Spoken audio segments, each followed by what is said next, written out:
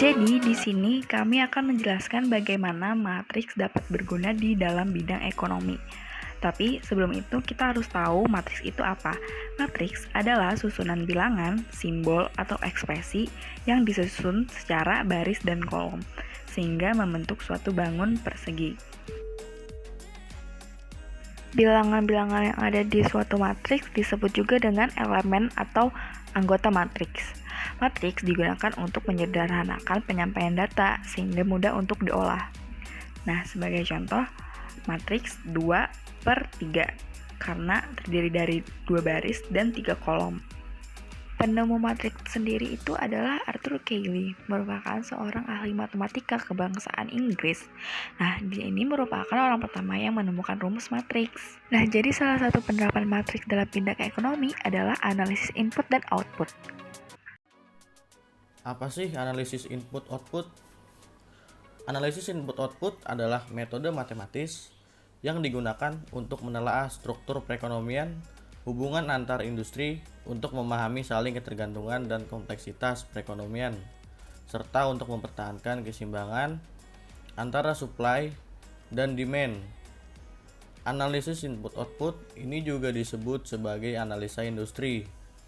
Metode analisa input-output ini pertama kali dikemukakan oleh Profesor Wassily Leontief pada tahun 1966. Prinsip dasar dari analisis input-output yaitu mendisagregasi seluruh aliran pengeluaran yang dilakukan antara setiap sektor atau kegiatan ekonomi, antara konsumen dengan sektor ekonomi, antar sektor ekonomi dengan penyediaan input dalam perekonomian tersebut. Berikutnya ada disagregasi. Nah, disagregasi adalah proses perencanaan perubahan hasil agregat menjadi jumlah yang harus diproduksi untuk tiap produk atau item. Dari proses disagregasi tersebut didapatkan hasil berupa demand tiap produk akhir, persediaan tiap produk akhir, dan jadwal produksi. Dengan melakukan proses disagregasi dengan benar dapat memenuhi kebutuhan pasar tersebut. Analisis input-output juga merupakan suatu model matematis untuk menelaah struktur perekonomian yang saling kait-mengait antar sektor atau kegiatan ekonomi. Dengan kata lain, output suatu sektor merupakan input bagi sektor lainnya. Contohnya, hasil produksi output dari suatu perusahaan digunakan sebagai bahan baku atau dasar input untuk memproduksi produk suatu perusahaan lain. Hubungan antara input dan output adalah linear. Untuk itu, jelaslah bahwa analisis input-output pada hakikatnya bertumpu pada anggapan bahwa suatu sistem perekonomian terdiri dari sektor-sektor yang saling berkaitan. Dengan demikian, jika suatu data input-output dari berbagai sektor dikumpulkan dan ditabulasikan, maka akan didapatkan tabel berbentuk matriks, dan tabel semacam ini kerap kali dinamakan tabel matriks transaksi. Nah, selanjutnya ada matriks transaksi. Apa sih matriks transaksi itu? Langkah awal dalam analisis input-output yakni menyusun tabel yang berisi keterangan-keterangan tentang distribusi dari output suatu sektor ke dalam sektor-sektor lainnya sebagai input, dan ke pemakai satu, pengguna akhir sebagai barang konsumsi. Sebagai contoh, tabel matriks transaksi seperti tampak berikut ini.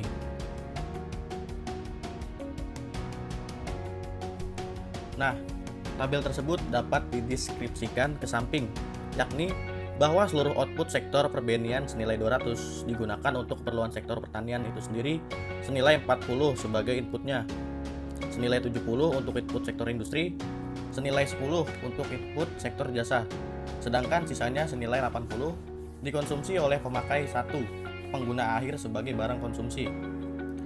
Deskripsi tabel samping ini berlaku juga untuk seluruh output sektor industri dan begitu pula output sektor jasa.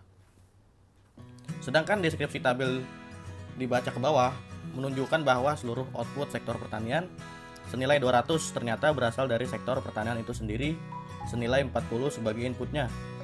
Lalu senilai 30 berupa input berasal dari sektor industri. Senilai 20 berupa input yang berasal dari sektor jasa. Sedangkan sisanya senilai 110 berupa nilai tambahan dari sektor pertanian atau kerap kali dinamakan sebagai input primer. Di bawah ini adalah tabel matriks transaksi jika disusun dalam bentuk notasi. Tabel matriks transaksi ini menunjukkan bahwa XI.J melambangkan output sektor I yang dipergunakan sebagai input sektor J, sedangkan BI melambangkan permintaan akhir terhadap output sektor E. Sedangkan Y1, Y2, dan seterusnya melambangkan nilai tambah masing-masing sektor. Begitu pula dengan X merupakan total output. Dengan demikian, dapat dinyatakan total input sektor I dan total output sektor J adalah sebagai berikut.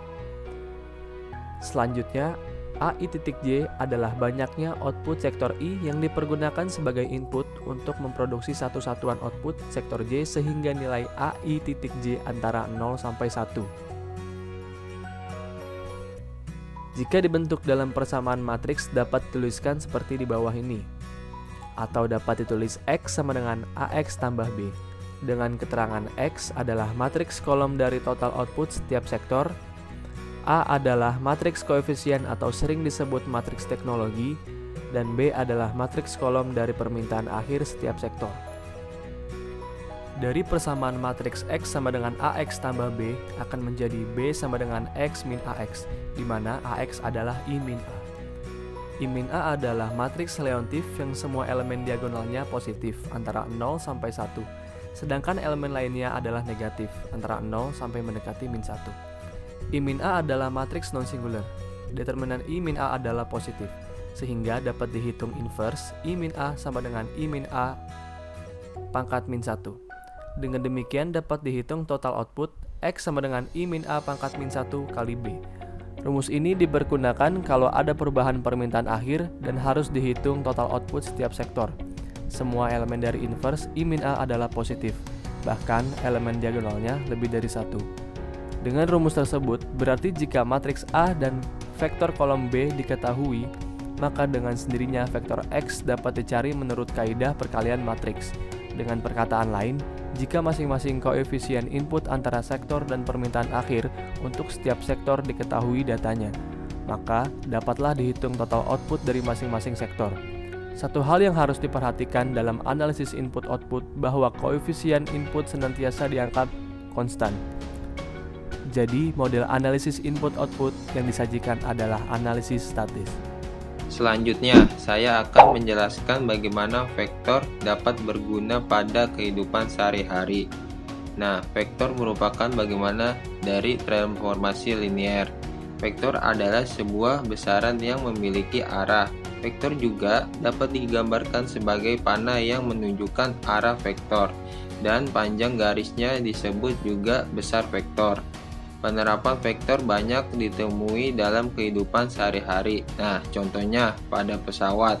Pesawat terbang yang ingin terbang dan darat menggunakan metode vektor, sehingga ketika turun tidak langsung jatuh ke bawah, tapi melalui arah vektor yang disesuaikan. Dengan demikian, orang-orang yang berada di dalamnya pun tidak jatuh atau terombang-ambing. Saya akan menjelaskan penerapan vektor pada kapal. Sebuah kapal di tengah laut dapat berjalan dengan bantuan navigasi. Seorang navigator dapat menentukan posisi kapal tersebut dengan bantuan peta dan kompas. Informasi kapal tersebut biasanya dinyatakan dalam vektor. Kenapa dinyatakan dengan vektor? Tujuannya adalah agar kapal tidak tersesat manakala kapal tidak ketemu daratan atau landmark.